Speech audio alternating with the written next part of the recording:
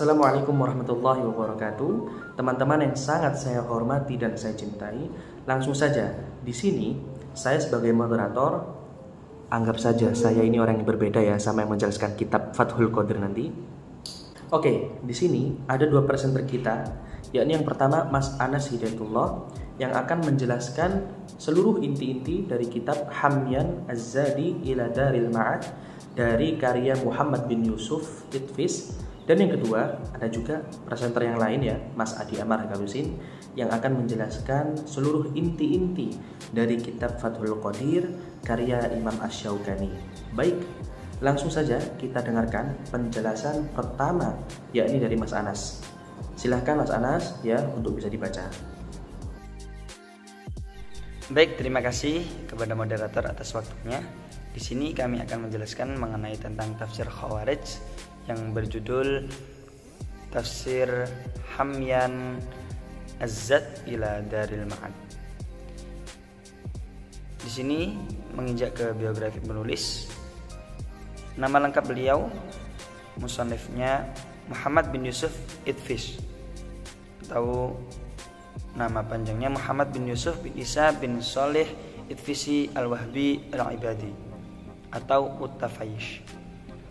Beliau lahir pada tahun 1236 Hijriah di sebuah daerah bernama Wadi Mizabi, sekitaran Aljazair, negeri Al-Maghrib. Beliau hidup di tengah-tengah kaumnya dan sangat bersungguh-sungguh dalam menempuh pendidikannya. Pada usia kurang lebih 16 tahun, beliau mulai mengarang kitab dan menekuni qiraat. Muhammad bin Yusuf, beliau terkenal sebagai orang yang wirai. Bahkan diceritakan bahwasanya setiap malam beliau itu tidak pernah tidur. Tidur pun itu hanya 4 jam. Beliau juga menghasilkan beraneka ragam karya dari berbagai cabang ilmu. Beliau wafat di usia 96 tahun pada tanggal 23 Rabiul Akhir 1322. Kemudian untuk guru, murid dan karyanya di sini sebagian kami tampilkan. Gurunya Ibrahim bin Yusuf Umar bin Sulaiman dan masih banyak lagi. Kemudian muridnya Ibrahim bin Isa, Abu Ishaq Ibrahim bin Muhammad, Bakar bin Mas'ud, Yahya bin Soleh, dan masih banyak lagi karyanya. Salah satunya yang kami pelajari ini, yang kami teliti, kitab Tafsir Hamyan Az-Zad ila Daril Ma'ad, Taisirut Tafsir, yang sebagai penyempurna atau penjelas selanjutnya dari kitab Hamyan Az-Zad, Munil Labib Syar An-Nail Fil Fiqh Al-Ibadi, dan masih banyak lagi. Latar belakang kepenulisan Tafsir Hamyan. Kitab Hamyan ini ditulis oleh Muhammad bin Yusuf, yang dimana di sini tidak jelaskan jelas latar belakangnya, namun di sini dari penelitian kami bahwa beliau mengarang kitab ini berlandaskan ideologi Khawarij yang sesuai dengan ideologi pengarangnya, yang bertujuan untuk menjadikan dukungan terhadap Khawarij. Ini merupakan kitab yang menyempurnakan atau kitab penyempurna dari kitab Dalil Amal Yaumil Amal yang sudah disusun oleh beliau namun tidak tuntas. Kemudian yang kedua diringkas dalam kitabnya Taisirut Tafsir. Selayang pandang kitab Hamyan Az-Zad ila Daril Ma'ad ini merupakan sebuah kitab tafsir Al-Quran yang sangat detail dan komprehensif. Juga memiliki sistematika yang rumit namun terstruktur dengan baik. Kitab ini karya Muhammad bin Yusuf yang menurut referensi yang ada, kitab ini yang sudah saya jelaskan tadi berlandaskan teologi Khawarij atau ajaran Khawarij, ideologinya juga, yang tujuannya untuk mendukungkan terhadap Khawarij. Kemudian sistematika penulisan. Kitab Tafsir Hamyan ini dikarang oleh beliau, yang dimana beliau mengambil Al-Quran sebagai dasarnya, kemudian menafsirkan dengan hadis, kemudian dengan pendapat para ulama, dan juga disertai dengan kisah-kisah Israiliyat. Penafsiran beliau cenderung hanya memahami ayat yang berdasarkan makna tekstual saja. sehingga secara konteks cenderung dinafikan. Dalam kitab tafsir Hamyan Azad ini, setiap jilidnya terdiri dari beberapa bab yang saling berkaitan. Contohnya setelah menjelaskan sejumlah ayat, penggolongan ayat Makkiyah dan Madaniyah, keutamaan surat, beliau kemudian menafsirkan seluruh ayat dengan penjelasan yang luas. Pembahasan dalam kitabnya juga mencakup. Beliau kemudian menafsirkan seluruh ayat dengan penjelasan yang luas. Pembahasan dalam kitabnya juga mencakup topik-topik seperti lughah, nahwu, balaghah, masalah seputar fikih, dan perbedaan pendapat di antara fuqaha. Muhammad bin Yusuf sebagai penganut paham ibadiyah cenderung moderat dalam pemikirannya, meskipun memang dalam pemikiran Khawarij itu tidak lepas dari doktrin-doktrin yang ada. Bahkan saking fanatiknya, apapun yang tidak cocok dengan ajaran mereka dianggap menyimpang atau dianggap sampai kafir, seperti itu. Kemudian dalam metode penafsiran, pada dasarnya kitab tafsir karya B. Muhammad Yusuf ini sumber utamanya yakni Al-Quran, kemudian hadis, dan juga pendapat para ulama. Maka dari itu di sini termasuk tafsir tergolong tafsir bil ma'thur. Sedangkan untuk metode penafsirannya, beliau menggunakan metode tahlili, yang dimana beliau itu menafsirkan dari ayat Al-Fatihah, surat Al-Fatihah sampai An-Nas. Jadi semuanya ditafsirkan. Kemudian untuk kelebihannya, tafsir Hamyan ini mempunyai kelebihan, diantaranya kitab yang sangat lengkap.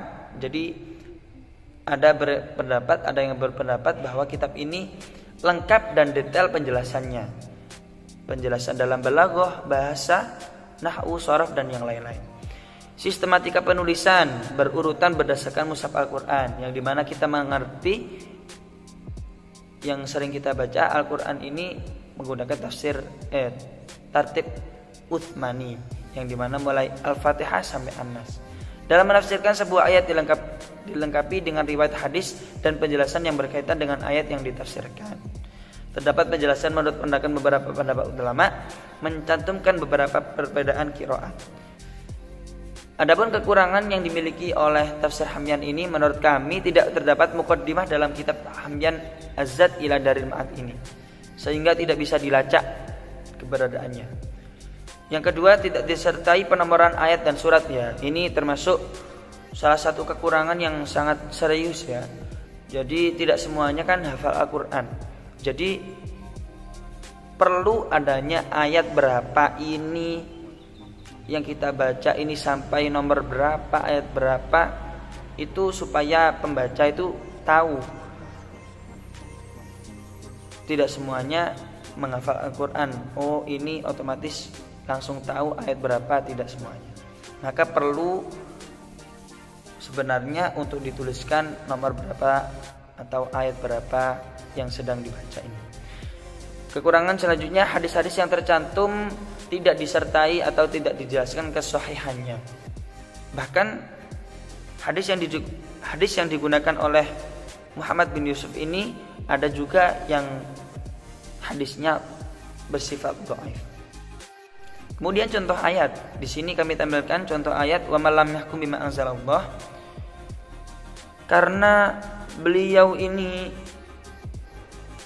menganut ajaran Khawarij, maka tidak lepas dengan ajaran-ajaran mereka yang sudah terdoktrin atau mendoktrin pemikiran mereka itu sendiri.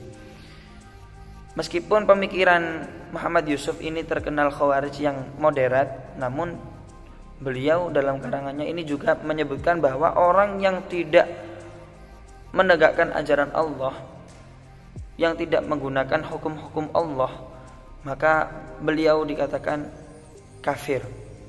Orang yang dosa besar itu juga dihukumi kafir, seperti itu. Dan juga di sini kami tampilkan wa man kafara fa innallaha ghaniyun 'anil 'alamin, yang dimana beliau dalam menafsirkannya, orang yang tidak berhaji, yang mampu kok tidak berangkat haji, itu dihukumi kafir. Meskipun dalam hadis juga telah disebutkan oleh Rasulullah bahwa orang yang mampu namun semasa hidupnya belum pernah pergi haji sampai ia wafat, itu wafatnya dihukumi Yahudi atau dalam keadaan Nasrani. Mungkin itu yang dapat kami jelaskan, yang dapat kami sampaikan. Apabila ada kurangnya, mohon maaf. Selanjutnya akan kami kembalikan kepada moderator. Terima kasih. Baik, terima kasih Mas Anas ya, tadi telah menjelaskan yakni inti-inti dari kitab Hamyan Az-Zadi ila Daril Ma'ad dari karya Muhammad bin Yusuf Itfis ya. Oke teman-teman, kita sekarang mendengarkan dari penjelasan Mas Adi Amarengalusin, kitab Fathul Qadir dari karya Imam Asy-Syaukani. Ayo silahkan Mas Amar, bisa membacanya. Baik, terima kasih Mas moderator yang telah memberikan kesempatan untuk saya menjelaskan kitab selanjutnya ya. Oke, kita beralih ke biografi dahulu ya, seperti biasa, yakni dari Imam Asy-Syaukani. Nama panjangnya adalah Muhammad bin Ali bin Muhammad bin Abdullah Al-Hasan bin Muhammad bin Salal bin Ibrahim bin Muhammad Al-Afif Asy-Syaukani. Beliau ini lahir pada tanggal 27 Dzulqa'dah 1172 Hijriah dan lahir di Sana'a, Yaman, dan wafat pada tanggal 27 Jumadil Akhir 1250 Hijriah. Beliau merupakan seorang mufti dan tokoh agama tersohor di zamannya. Dimulai dari usia 20 tahun sudah menjadi mufti. Guru-guru beliau yang pertama ada Muhammad bin Abdurrahman Al-Qubasi, lalu Ali bin Hasan Al-Qubasi, ada juga Hasan bin Muhammad Al-Ahfaz, ada juga Al-Qadi Muhsin bin Ahmad Al-Abid.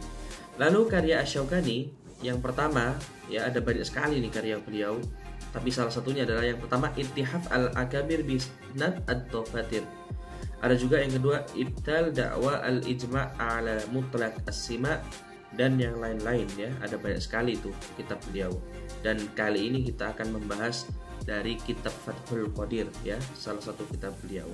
Imam Asy-Syaukani ini memiliki banyak sekali murid ya. Yang pertama yakni putra beliau sendiri yang bernama Syekh Ali bin Muhammad, yang waktu itu termasuk anak yang saleh dan alim, berbagai cabang ilmu beliau kuasai dan jarang sekali anak seusia beliau mempunyai ilmu setingkat itu. Lalu selanjutnya murid selanjutnya ada Syekh Muta'ali, ada juga Syekh Muhammad bin Hasan As-Sajani, ada juga Syekh Abdul Khaq bin Fadl Al-Hindi, ada juga Syekh Syarif dan yang lain-lain. Semasa beliau hidup, pendidikan beliau ya, beliau dimulai belajar berbagai disiplin ilmu seperti contohnya matematika, psikologi, fisika, etika dan yang lain-lain. Ia juga mengkhususkan diri dalam tafsir dan hadis serta menolak bid'ah. Ya, beliau mengajar dan belajar lebih dari 10 kajian sehari. Lalu juga beliau ini mengkaji kitab-kitab tarikh dan adab. Maka Asy-Syaukani juga mencari riwayat hadis dengan talaqi, yang dimana awalnya itu mengikuti madhab Zaidiyah, kemudian beralih ke Ahlus Sunnah wal Jamaah. Jadi beliau itu dulunya adalah madhab Zaidiyah ya, Syiah. Lalu beliau diberi hidayah oleh Allah, beralih ke Ahlus Sunnah wal Jamaah. Oke, kita langsung saja masuk ke kitabnya sekarang ya. Kita harus mengetahui dahulu apa selain pandang kitab tafsir Fathul Qadir.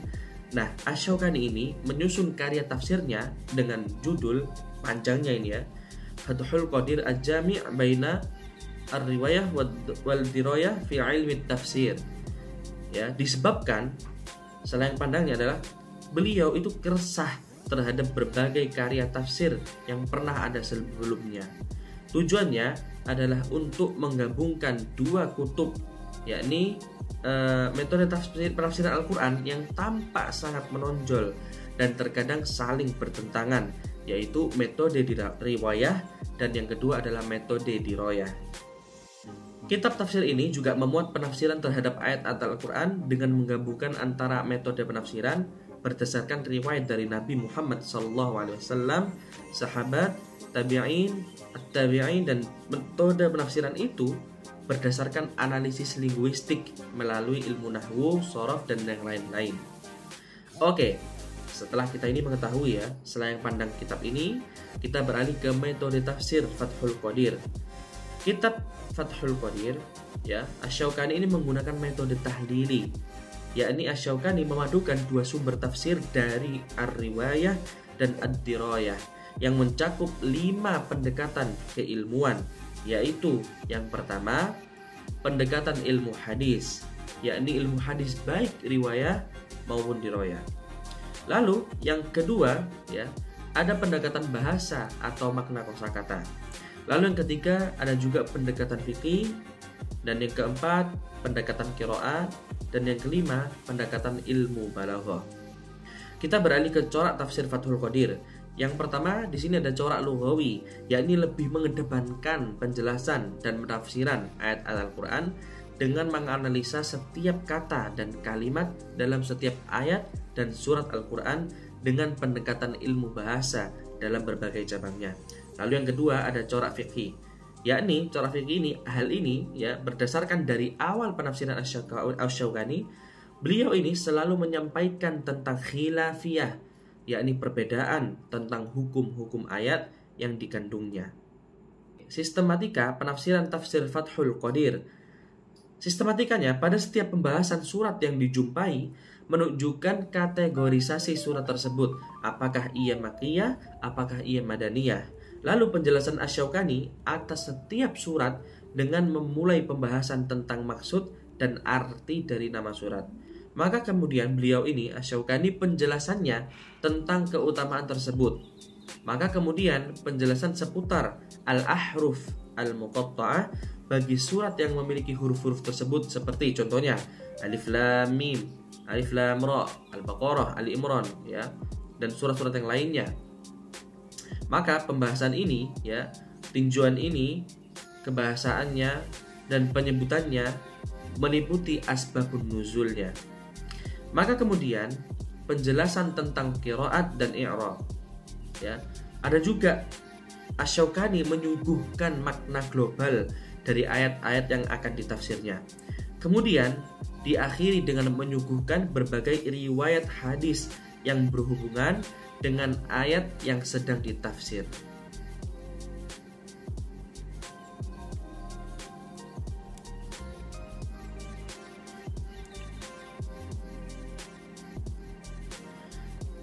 Nah, dalam urutan pembahasan ini terkadang itu saling mendahului ya antara satu dengan lainnya dalam pembahasan.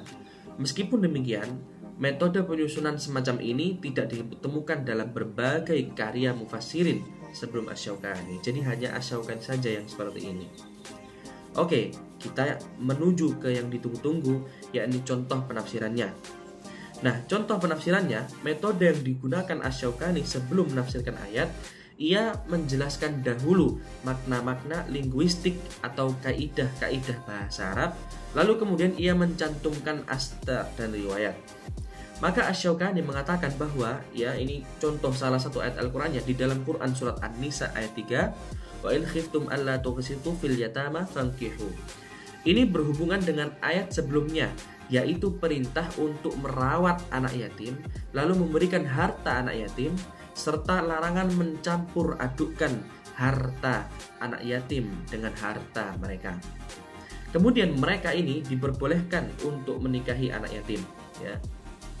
Yang dimana manakala mereka para wali bisa adil dalam menikahinya dan sebagainya.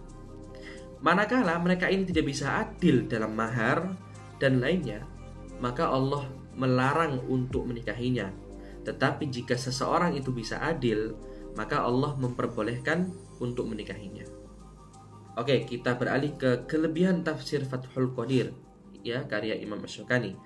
Di sini saya tidak menyebutkan banyak-banyak, hanya 3 saja. Yang pertama adalah menggabungkan riwayah dan diroyah secara seimbang, sehingga penafsiran menjadi lebih komprehensif dan relevan dengan permasalahan kontemporer. Lalu kelebihan kitab ini yang kedua adalah memberikan analisis kualitas sanad setiap riwayat yang tujuannya ya untuk memudahkan pembaca dalam mengambil hujjah dari penafsiran yang disajikan. Lalu yang ketiga, menyediakan penjelasan mendalam mengenai kaidah nahwu dan qiraat, yang dimana ini menunjukkan pentingnya aspek linguistik dalam tafsir Al-Quran. Ya, kita setelah mengetahui kelebihan dari kitab Fathul Qadir, maka kita harus mengetahui juga apa kekurangan dari kitab tafsir Fathul Qadir. Yang pertama ya tidak banyak. Yang pertama yakni kekurangan kitab ini mencantumkan hadis yang lemah tanpa menyebutkan status qadha'ifannya pada beberapa tempat. Hal ini kan bisa menjadikan seseorang yang membacanya itu menimbulkan kebingungan. Apakah ini hadis sahih, apakah ini hadis dhaif, dan yang lain-lain. Nah, kekurangan yang kedua, jika pembaca tidak mengakses cetakan yang telah ditakhrij oleh Abdurrahman Umairah, maka informasi tentang qadha'ifannya ini, ya, qadha'ifan hadis bisa terlewatkan. Lalu yang ketiga, kekurangan yang terakhir, yakni beberapa tema mungkin tidak dibahas secara mendalam, secara menyisakan ruangan untuk eksplorasi lebih lanjut oleh pembaca. Maka hal ini akan menyusahkan pembaca ya, karena beberapa tema tidak dibahas mendalam. Maka beberapa kritik-kritik dari ulama itu sebaiknya tema ini bisa secara spesifik lebih mendalam, seperti itu. Baik, saya ambil alih ya teman-teman untuk moderatornya, karena moderatornya sudah tidur ya. Jadi saya Adi Amar Galusin mengucapkan mohon maaf atas kesalahan kata yang bisa saya timbulkan tadi, dan juga saya ucapkan terima kasih untuk Mas Moderator dan juga Mas Anas Hidayatullah ya, yang telah menjelaskan dari kitab yang beliau tadi jelaskan dan juga kitab yang saya jelaskan. Terima kasih untuk penyimak video ini, semoga bermanfaat ya. Sekian dari kami. Wassalamualaikum warahmatullahi wabarakatuh.